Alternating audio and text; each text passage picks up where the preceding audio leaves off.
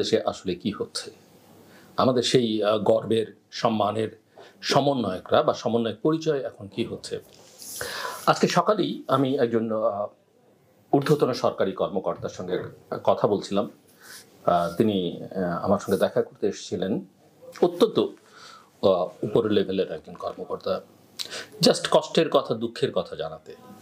তার অফিসে একটা টেন্ডার এর কাজ হয়েছে। ৫টা কোম্পানি সেখানে পার্টিসিপেট করেছে। ইভালুয়েশন হয়েছে এবং ইভালুয়েট করতে গিয়ে দেখা গেছে যে ৫টি কোম্পানির কোনোটি কোয়ালিফাই করে না। যে কোম্পানিটি লোয়েস্ট হয়েছে তার হয়ে সমন্বয়ক পরিচয়ে ৪-৫ জন তার অফিসে গতকাল গিয়েছিলেন। গিয়ে প্রায় ৪০ থেকে ৪৫ মিনিট তার সঙ্গে উচ্চবাচ্য করেছেন, ভীষণ রকমের খারাপ ব্যবহার করেছেন। তাদের বক্তব্য হচ্ছে কাজটা তাদেরকে দিতে হবে, ওই ভদ্রলোককে দিতে হবে। সরকারি কর্মকর্তা বলেছেন যে প্রথমত টেকনিক্যাল কমিটি, ইভ্যালুয়েশন কমিটির আমি মেম্বার নই। দ্বিতীয়ত এটা আমার কিছু করবার নেই, এটা একটা প্রক্রিয়ার ব্যাপার। এবং ইতিমধ্যেই যেহেতু এই টেন্ডার প্রক্রিয়াটি বাতিল হয়েছে, যেহেতু কেউ কোয়ালিফাই করেনি, নতুন করে টেন্ডার হবে, এখানে তার কিছু করবার নেই। সমন্বয়করা মানতে নারাজ। তাদের দাবি, তারা আন্দোলন করেছে, অভ্যুত্থান করেছে, শেখ হাসিনাকে বিদায় করেছে।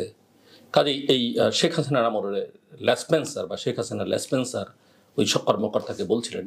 এবং আমি জানি ওই কর্মকর্তার রাজনৈতিক পছন্দ অপছন্দটা কি, সেটা কোনোভাবেই শেখ হাসিনার বা আওয়ামী লীগের সঙ্গে তিনি কোনো কালেই কোনো আমলেই না পারিবারিকভাবে না কোনোভাবে যুক্ত ছিলেন। তো তাদের বক্তব্য হচ্ছে যে এখন আমাদের কথায় সব চলবে। ১৫ বছর আমরা বিদায় করেছি, ১৫ বছর কিছুই আমরা রাখবো না, আমরা যা বলবো তাই করতে হবে। উনি তাদেরকে বোঝাবার চেষ্টা করেছেন যে তোমাদের বয়স আমার সন্তানের বয়সী, তোমরা আমার সঙ্গে এরকম ব্যবহার করছো কেন?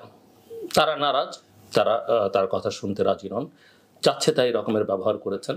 এবং কথায় কথায় ওই কর্মকর্তা জিজ্ঞেস করেছেন, তারা তাদের মধ্যে মূল যিনি, তিনি ঢাকা বিশ্ববিদ্যালয়ের ছাত্র, সেই পরিচয় তিনি দিয়েছেন।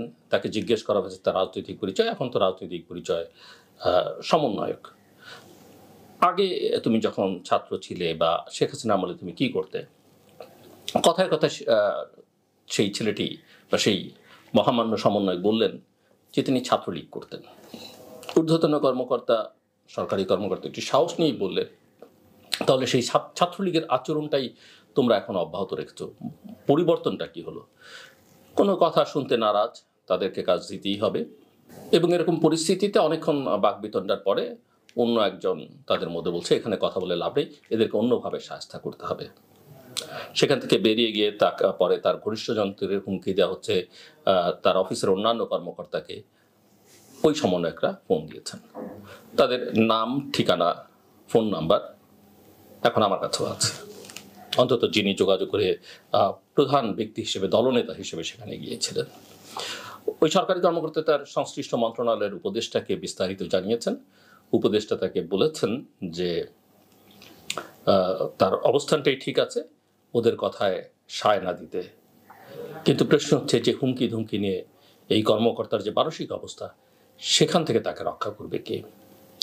এবং আরেকটা কথা তিনি বলছিলেন যে তার দপ্তরেরই আরেকটা জায়গায়, আরেকটা টেন্ডার প্রক্রিয়াতে, সেখানে এই সমন্বয়ক নামে কয়েকজন গিয়ে দাবি করেছেন তাদের পছন্দের কোম্পানিকে কাজ দিতে হবে।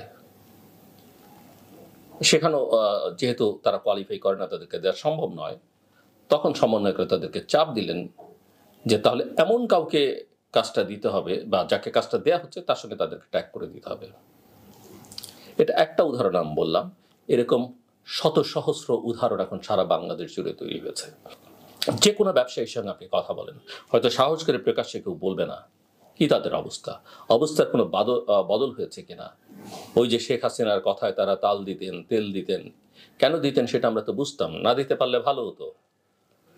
কিন্তু তারপরে অনেকে দিয়েছেন, তাদেরকে আমরা গালমন্দ করি, সেটাও স্বাভাবিক, অনেকে সেটা পাবারও যোগ্য। কিন্তু কতক্ষণ?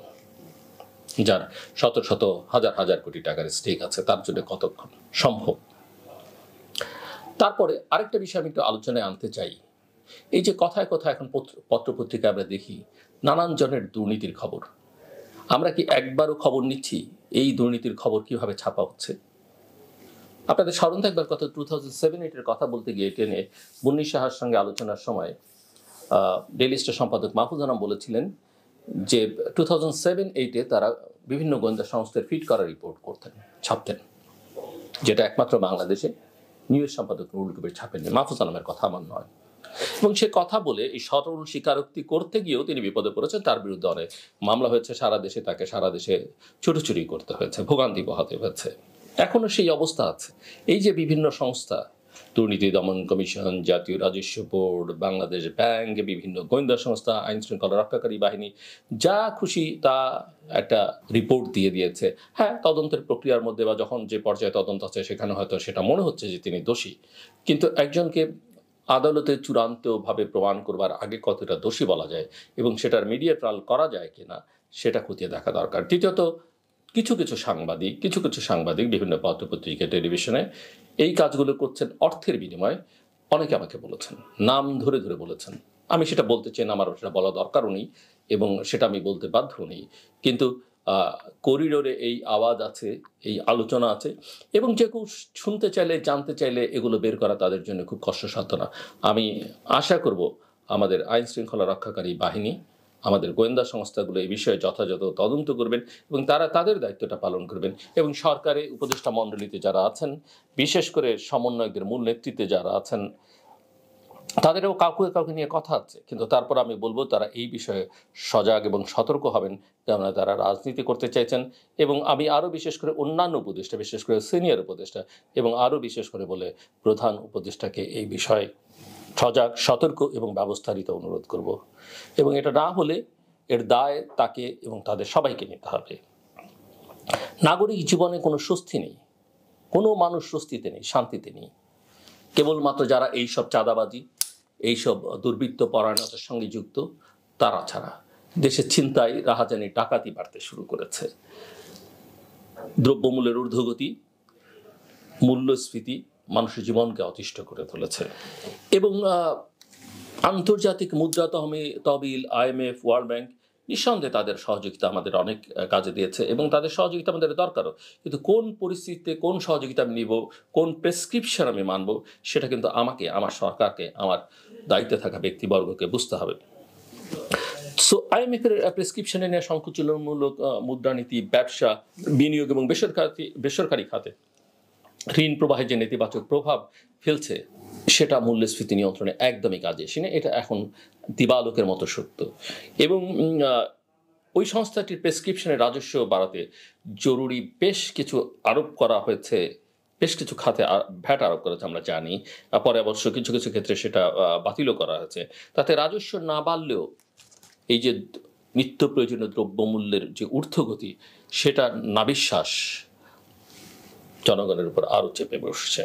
বর্তমান সরকার 6 মাস অতিবাহিত হয়েছে, কিন্তু গ্যাসের আমদানি, সরবরাহ সংকট, বকেয়া ভর্তুকি, ক্যাপাসিটি চার্জ এবং বিদ্যুৎ এবং জ্বালানি খাতের অনিয়ম দুর্নীতির বিরুদ্ধে কার্যকর কোনো উদ্যোগ আমরা দেখিনি।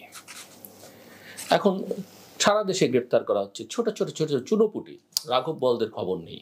যারা প্রকৃত অপরাধী, যারা কমান্ডে ছিল, যারা নেতৃত্ব দিয়েছে, তাদের কোনো খবর নেই। তারা অনেকেই দেশ ছেড়ে পালিয়ে গেছেন বা পালিয়ে যেতে দেয়া হয়েছে। সো আমরা যেটা দেখছি যে বর্তমান সরকার প্র্যাকটিক্যালি এবং তাদের সঙ্গে থাকা পারিষদবর্গ, লোকবল বিগত সরকারের পথে হাঁটছে। তারা যা করেছে সেই একই রকমের কাজ করছে। কিন্তু আমাদের অনুরোধ থাকবে সেই সরকারের পথে না হেঁটে, তাদের দেখানো পথে না হেঁটে আরও বিপর্যয়কর অবস্থার মধ্যে যেন আমরা না পড়ি, সেই ব্যবস্থা নেওয়া, সেই উদ্যোগ নেওয়া। সো ছাত্র জনতার নেতৃত্ব অভ্যুত্থানের অংশ নেওয়া দলগুলো এবং সরকার জাতীয় ঐক্যমতের কথা বললেও আমরা দেখছি যে কোনো স্থিতিশীলতা এখনো আসেনি। সারা দেশে এক ধরনের অস্থিরতা, অনিশ্চয়তা, ক্ষমতার পট পরিবর্তনের পর শীর্ষ সন্ত্রাসী সহ নানা রকম অপরাধের যোগ ব্যক্তিদের জামিনে মুক্ত দেওয়া হয়েছে, ফলে পরিস্থিতি আরও জটিল হয়েছে। কারাগার থেকে বেরিয়ে তারা আবারও সন্ত্রাসী কার্যকলাপ শুরু করেছে, চাঁদাবাজি, দখল, আধিপত্য বিস্তার নিয়ে সংঘাতে জড়িয়ে পড়েছে। রপ্তানি এবং রেমিটেন্স বৃদ্ধিতে বৈদেশিক মুদ্রা রিজার্ভ স্বস্তি দিল। মূল্যস্ফীতি, কর্মসংস্থান, বাজেট বাস্তবায়ন, রাজস্ব আদায়, বেসরকারি বিনিয়োগ, পুঁজিবাজার এবং বিদেশি বিনিয়োগের কিন্তু চরম অবনতি হয়েছে। সব মিলিয়ে আমরা যেটা লক্ষ্য করছি একটা তথৈবচ অবস্থা এবং পদোন্নতি, পদায়ন সহ নিজেদের স্বার্থ সংশ্লিষ্ট নিয়ে ব্যস্ত জনপ্রশাসনের কর্মকর্তা। সম্প্রতি দেখেছেন চাকুরিচ্যুত অনেকের বেতন ভাতা সকল সুবিধা দিয়েছে, তাদের এক ধরনের পদোন্নতি দিয়ে যদিও তারা চাকরিতে জয়েন করছেন না, কিন্তু সুযোগ সুবিধা তাদের দেওয়া হচ্ছে। সো পদায়ন এবং আন্তঃক্যাডার দ্বন্দ্বের সৃষ্ট যে জটিলতা সেটাও কাটছে না। আমি সব মিলিয়ে পুলিশ প্রশাসন এখনো তার নৈতিক মনোবল ফিরে পায়নি এবং পুলিশ কিছুই করতে পারল না। গত কয়েকদিন আগে যে ঘটনাগুলো সারা দেশে ঘটলো সেটা আসলে অকল্পনীয় এবং এটা বাংলাদেশের সরকারের ভাবমূর্তিকে যথেষ্ট পরিমাণে ক্ষুণ্ণ করেছে। এই ভাবমূর্তি দ্বারা কিভাবে পুনরুদ্ধার করবেন আমি জানি না, তবে জনমনের অস্বস্তিটা